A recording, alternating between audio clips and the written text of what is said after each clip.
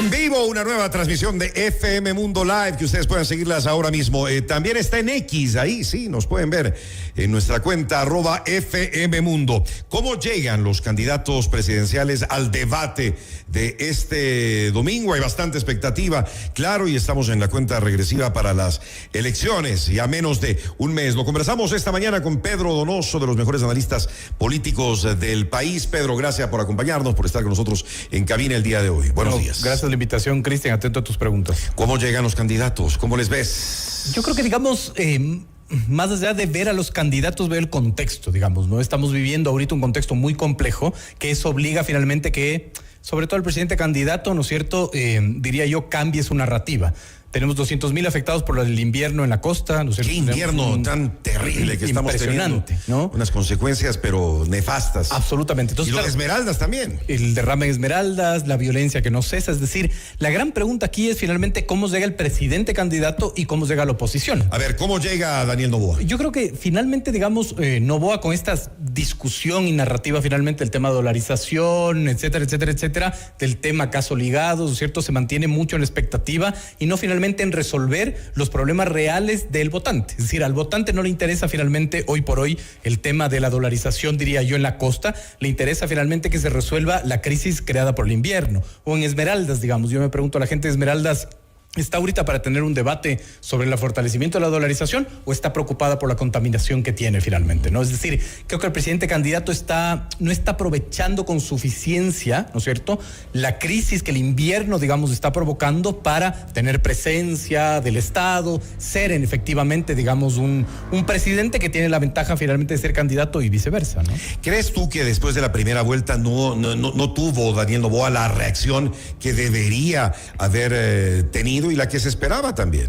Yo creía que sí, digamos, el mismo día de la elección, ¿no? Es decir, yo sostengo que fue un error gigantesco el no haberse presentado, el no haber planteado que es una victoria, independientemente del pequeño porcentaje de diferencia. Porque se lo vio como una derrota, sin serlo. Es que ni siquiera se lo vio, él lo posicionó como una derrota con su ausencia y con su silencio, digamos, ¿no es cierto? Es decir, en política y en comunicación, los silencios no se quedan vacíos, alguien los llena. Parece que el malestar era demasiado grande, ya que no ganó en primera vuelta como se esperaba. Totalmente de acuerdo, finalmente, que es un mito que él mismo se lo creó, digamos, ¿no? Es decir, porque las cifras decían otra cosa, ¿no? Entonces, a la larga, digamos, yo creo que no está aprovechando esta crisis, ¿no es cierto?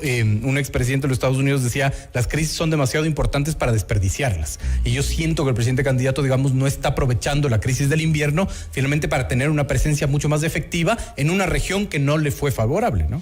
¿Es favorable que sea el candidato presidente candidato, o más bien es desfavorable, Pedro? Es una gran pregunta. Yo creo que es desfavorable para la democracia y es, digamos, desfavorable para él mismo también, porque claro, no tienes un escrutinio solo de candidato, tienes un doble escrutinio, candidato-presidente. Pero en cambio tienes todo el poder y el aparataje del Estado para muchas cosas. Esa es la gran ventaja también, pero digamos, no solo tiene una ventaja, ¿no? Y ahí la lógica es cómo tú administras, digamos, esa ventaja y esa desventaja, cómo de una u otra manera aprovechas, como digo, la crisis que te está brindando lamentablemente, ¿no es cierto?, el invierno, para tener una presencia final. Como dices, no está aprovechando de las ventajas de ser presidente y estar al mando del gobierno. Y no está aprovechando de las crisis, diría yo. Es decir, porque antes no había un Aunque se escuche feo, pero es así. Es que es así, finalmente. Hay que ser absolutamente pragmáticos en ese sentido, ¿no? Entonces sí tendría como una ventaja de poder resolver, digamos, los problemas en vez de estar en un tour de medios hablando sobre la dolarización, que no digo que no sea importante, lo que digo es que en efectos, digamos, electorales, hoy por hoy, diría, creo que tiene un menor impacto, sobre todo en las zonas afectadas. El decreto emitido esta mañana y que lo leíamos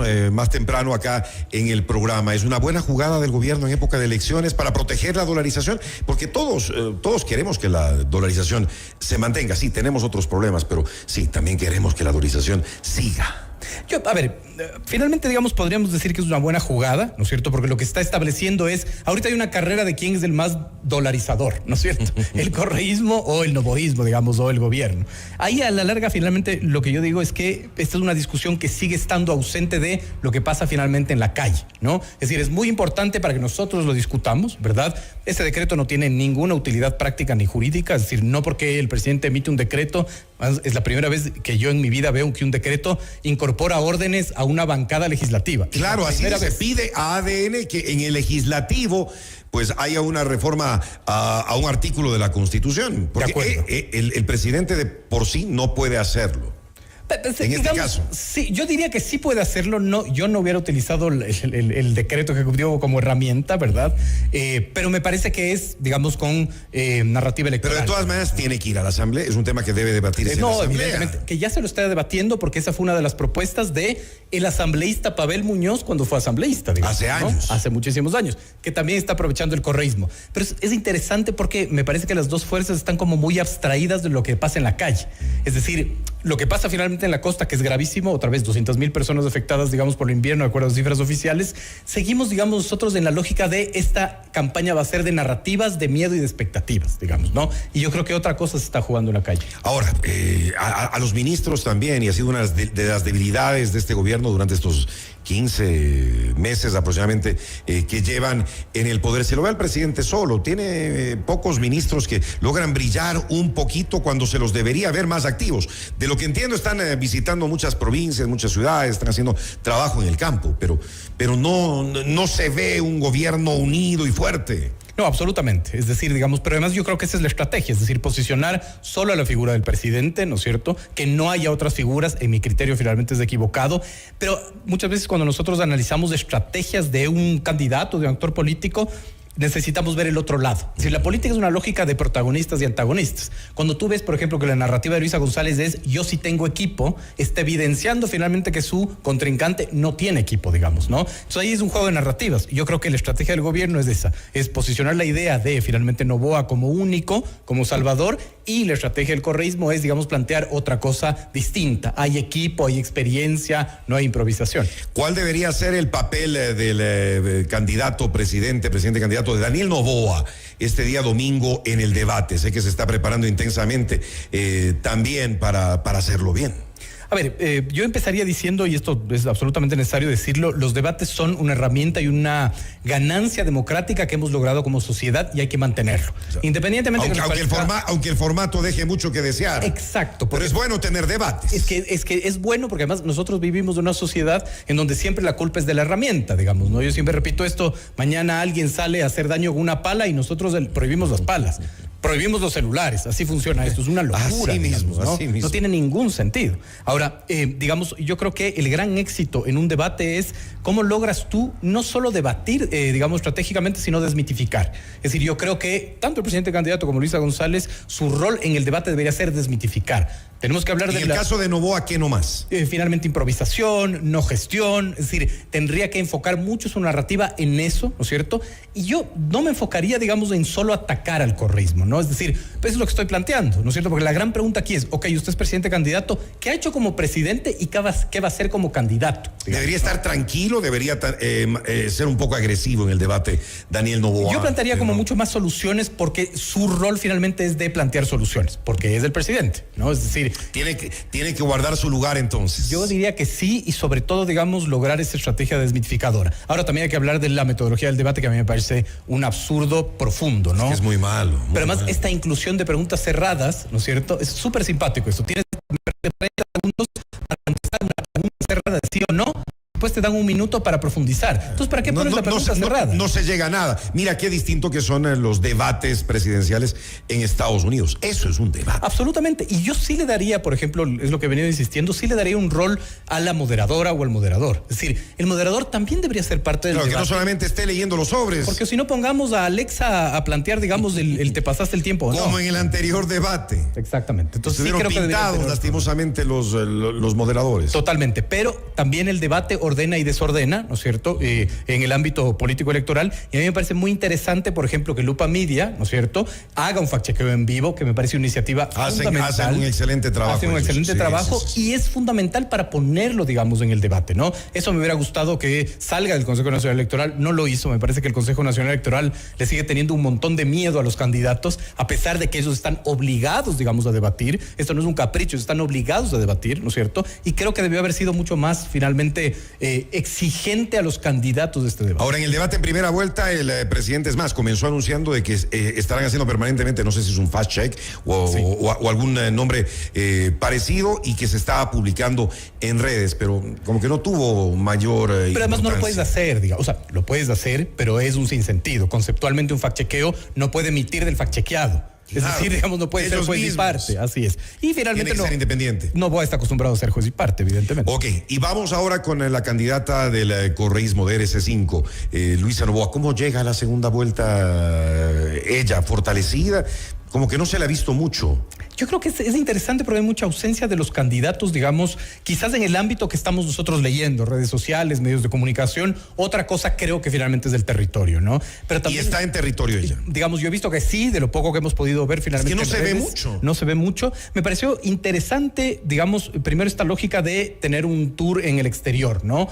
¿Por qué es esto importante finalmente? Porque los votos de allá. Con el presidente de Brasil, con el presidente de Uruguay, ¿no es cierto? Es decir, tener, digamos, contacto. Y yo me preguntaba por qué lo hace, ¿no? Y claro, si tú ves finalmente la diferencia en primera vuelta entre los dos candidatos y una posible diferencia entre los dos candidatos en la segunda vuelta, vas a ver que seguramente el margen de diferencia va a ser muy poco y vas a necesitar legitimidad independientemente de quién gane. Yo creo que la voz, digamos, de la comunidad internacional puede darle legitimidad, por ejemplo, si es que gana Luisa González. Es decir, mi gran temor, digamos, como un escenario altamente probable, que así lo manejamos nosotros, es que la diferencia de los candidatos sea muy pequeña y el fantasma del fraude y la inconformidad social estalle, que sería lo peor, digamos, ¿no?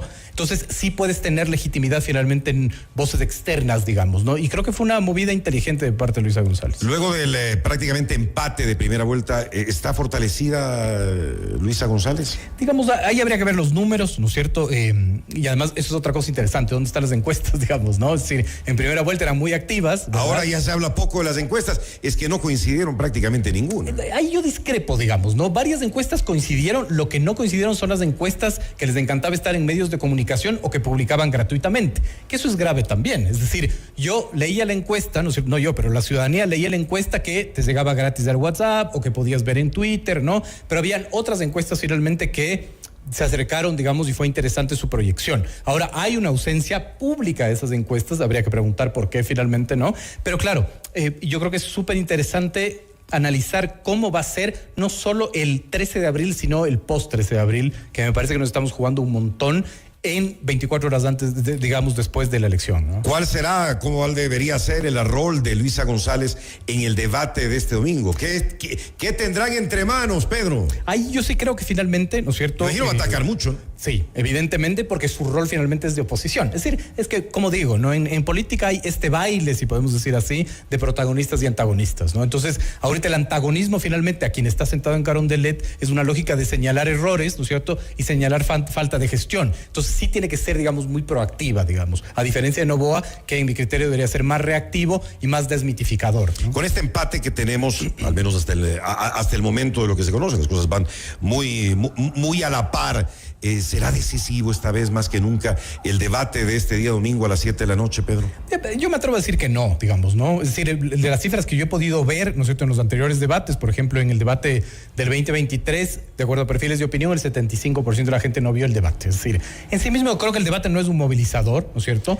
Es más, también lo que se proyecta después, a través de las redes, los videos cortos, los memes inclusive. Pero además no solo eso, sino también el apoyo que te pueden dar otros actores finalmente, ¿no? De otro ámbito social, gremios, sindicatos, qué sé yo, finalmente, ¿no? Otros actores que no están involucrados en el ámbito eminentemente electoral. Pero en sí mismo, digamos, el debate como movilizador del voto, yo cuestionaría aquello, ¿no? Las campañas, ¿cómo serán las campañas?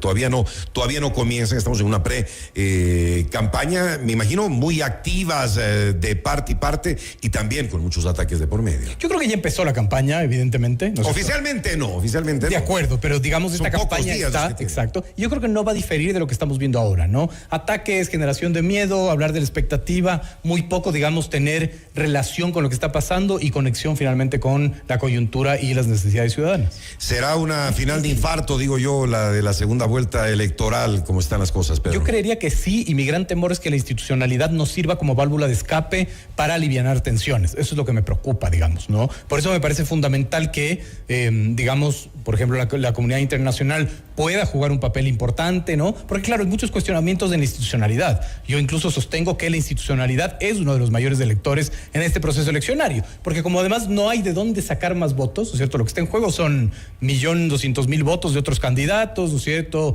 El nulo 1.000.000 y algo, el ausentismo, que además como no tenemos un censo poblacional no podemos determinar qué tipo de ausentismo es, ¿no? Entonces sí creo que la lógica es robarse votos del uno al otro, digamos, ¿no? Y yo creo que la institucionalidad ahí juega un papel fundamental. Claro, y sobre todo porque si la diferencia es mínima, no faltará lo que tú decías después, de fraude. Pero además eso sucede siempre, así la distancia sea muy grande, digamos, Pero ¿no? Mientras más corta, Exacto, pues es el peor. efecto que el grito de fraude provoca. Eso es lo que a mí me preocuparía, digamos, ¿no? Bueno, veamos qué pasa. Estaremos atentos al debate este domingo, 7 de la noche, y por supuesto lo pueden seguir a través de FM Mundo. Gracias, Pedro, por haber estado con nosotros. No, gracias por la invitación. Pedro Donoso en FM Mundo.